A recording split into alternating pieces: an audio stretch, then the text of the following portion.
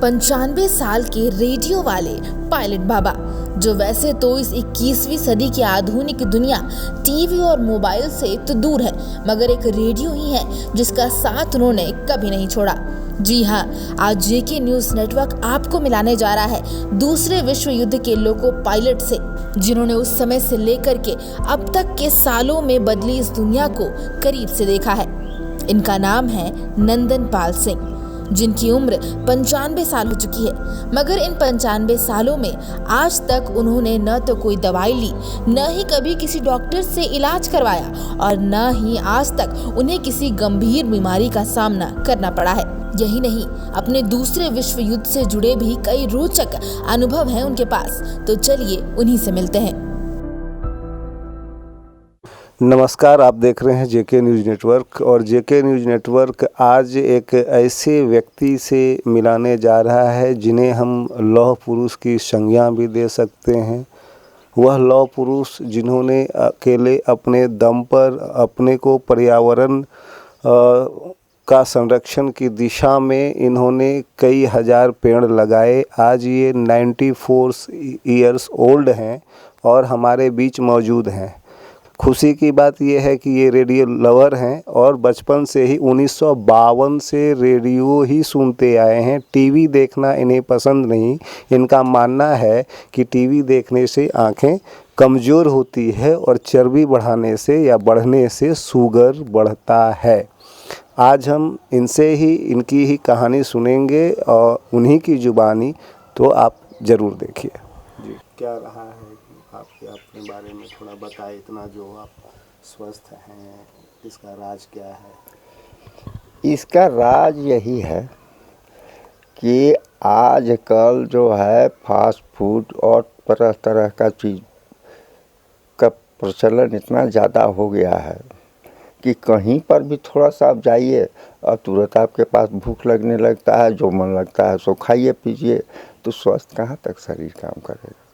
इसलिए वो तो डिफेक्टिव होना ही है। अब रहा क्या कि खाने पीने का ऊपर में संयम नहीं कीजिएगा तो आप उसका मुकाबला नहीं कर सकते। आपका आँख रोशनी कमज़ोर हो जाता है, आपका शरीर में चोट लगता है, वो भी बर्दाश्त नहीं होता है। इसलिए हमको तो इतना दिन तक जो हुआ है, हम को चोट भी कभी लग गया ना, हम इत्मीनान रहते, बस वहीं से सूखना शुरू हो जाएगा। 2-4 दिन के बाद सूख साख के चला गया, दवा हुआ की कोई ज़रूरत नहीं पड़ता है। आज तक अपने जीवन में कभी भी किसी भी प्रकार की कोई दवाई नहीं ली? नहीं खाए हैं आज तक कोई दवा हम नहीं खाए। जी, ये थे नंदन पाल सर और बहुत सारी इनकी जानकारियां हैं। ये रेडियो लवर हैं। अभी ऑस्ट्रेलिया का आज एक दिवसीय मैच का आयोजन हो रहा है और वो जब मैं यहाँ प्रवेश किया तो अच्छी तरह से सुन रहे थे, तभी से ये लालसा जगी कि इनसे थोड़ी बातचीत हो जाए। और कोई आपके शौक? और शौक तो हमारा यही चीज़ है कि ये वातावरण इतना सुंदर बना हुआ है, अब इसी में आनंद लूटते हैं और क्या करेंगे अब इसी उम्र में। हाँ, हमको शौक यही रहता है कि हमको ये सब काम करते करते शौक इतना है अभी तक। अभी भी हम कुदारी चलाते हैं। गाड़ी चलाते हैं ना, कुदारी हम चलाते हैं। हाँ, कुदारी अभी हम चलाते हैं। अब आज कल ये हमको छोटा चोट भी लग गया है तुरंत, इसके चलते ये हाथों तो हमारा दिक्कत हो रहा है, इसलिए बंद किया। मैं ये कहानी बताता हूँ जो कि बिल्कुल सच है और 16 आना सच है। उस समय रांची कॉलेज का टोटल स्ट्रेंथ 376 का था लड़के लोगों का। आपका जनरल क्लास जब होता था उस समय भी अंग्रेजी का जो सब्जेक्ट आता था ना, उसी में लड़के लोग एक साथ जुड़ता था। और बाकी कॉम्बिनेशन के ज़माने में किसी सब्जेक्ट में 8 गो लड़का रहता था, किसी में 6 गो, किसी में 15 गो, यही था। शिक्षक लोग 13-14 गो था उस वक्त। और हर सब्जेक्ट का एगो दूगो लेक्चरर लोग छोड़ करके अधिक था ही नहीं। तो इसलिए हम लोग को शिक्षक लोग से इतना संबंध था कि हम लोग उन्हीं लोग से गाइड लेने के लिए जाते थे कभी कभी। और उन लोग जो है सो अपना बच्चा कैसा उन लोग हम लोग को समझता था। उस समय का किस्सा हम आपको बताते हैं। वहाँ आपका जो है सो उस समय किसी तरह का बाहरी कोई किताब उताब तो चलता नहीं था।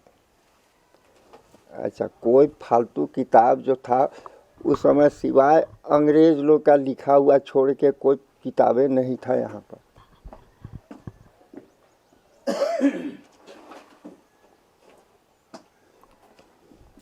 किताब में मैकमिलन का था, ऑक्सफोर्ड का था, कैम्ब्रिज का था, और वही ब्रिटिश हुकूमत में सब जगह वही किताब चलता था। इसलिए जो हम लोग पढ़ते थे तो सब अंग्रेजी में हम लोग पढ़ते थे। नतीजा ये होता था कि जिसका मीनिंग हम लोग नहीं जानते थे उसको अंडरलाइन कर देते थे। मार्जिन में ऑक्सफोर्ड डिक्शनरी भी साथ साथ बगल में रख के पढ़ते थे। तो उससे हम लोग को तो फायदा यही हुआ कि हम लोगों को अंग्रेजी समझने में और बोलने में भी किसी तरह का कठिनाई नहीं हुआ और फ्लोस में आता गया।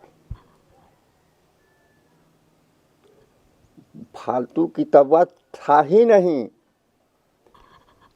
इसलिए जो किताब है कि ओरिजिनल किताब आप पढ़िए, नहीं समझते हैं तो उसका मीनिंग लेकर के समझिए और लिखिए। बचपन में यही था कि उस समय पढ़ने लिखने का कोई नियम नहीं था। एगो दूगो प्राइमरी स्कूल था और वहाँ जो है कोई स्कूले नहीं था इस सब एरिया में कहीं भी। एक ठो हॉल बना हुआ था अंग्रेजी जमाना का, लंबा। रांची कैसे जाते थे? हाँ, रांची कैसे जाते थे? रांची हम एगो लोहरदगा से रांची एगो एलडी मोटर कह के चलता था, और वो भी मोरम वाला रोड था। यहाँ से रांची तक कहीं पीछ पाछ को कुछ नहीं था। और ये सब जो बना है ये 39-40 से शुरू हुआ है, जबकि वर्ल्ड वार यहाँ बहुत गंभीर रूप से यहाँ चालू हो गया था। तब सब जगह पर जब सुनाई पड़ने लगा कि अब जो है सो हुआ था वर्ल्ड वार। हाँ, वर्ल्ड वार कब हुआ था? सितंबर 39 से शुरू हुआ था। क्या सिचुएशन थी उस वक्त? हाँ, वर्ल्ड वार का सिचुएशन कैसा था? वर्ल्ड वार का सिचुएशन जो था वो यहाँ तक बर्मा तक उन लोग आ गया था, और ऐसा अफवाह उड़ा था कि कभी भी बम्बार्ड रांची में भी हो सकता है। तो रांची का जितना स्कूल था वो लगभग बंद हो गया था। तो अभी जो पुराना रांची कॉलेज जो है उसका नाम था प्रैक्टिसिंग एमी स्कूल। वो मिडिल तक का पढ़ाई होता था, और उधर पश्चिम साइड में जिला स्कूल था। तो प्रैक्टिसिंग स्कूल को एयर रेड प्रिकॉशन का विभाग एगो हो गया था। उसमें यही था कि लाइट जो है कमरे से बाहर नहीं जाना चाहिए,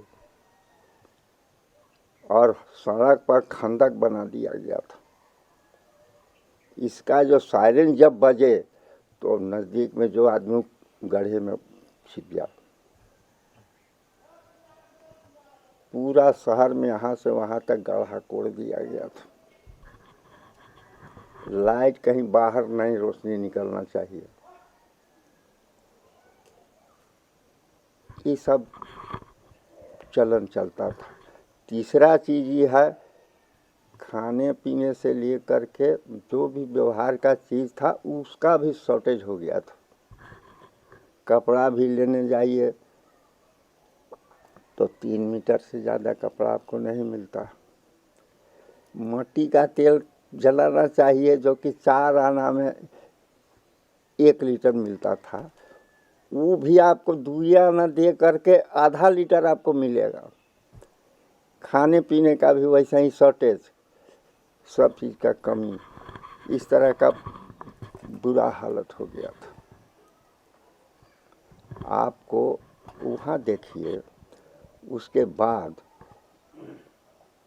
आपका जो है सो स्कूलों सबका ऐसा नौबत आ गया कि वो भी क्लोज हो जाएगा अब आज न तब, ऐसा स्थिति आ गया था।